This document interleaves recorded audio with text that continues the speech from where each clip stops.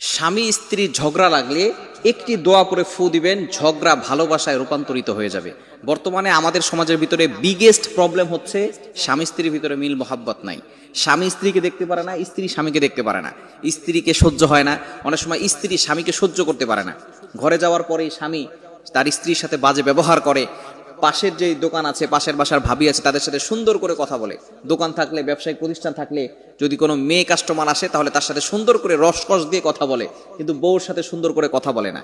এই সমস্যা বর্তমানে আমাদের সংসারের ভিতরে, আমাদের সমাজের ভিতরে সবচেয়ে বড় আকার ধারণ করেছে, যার কারণে ডিভোর্সের হার বাড়ছে, তালাকের হার বাড়ছে। স্ত্রী স্বামীকে পছন্দ করতে পারছে না, আর স্বামীও স্ত্রীকে পছন্দ করতে পারছে না। প্রত্যেকটা সংসারে শুধু ঝগড়া লেগেই আছে।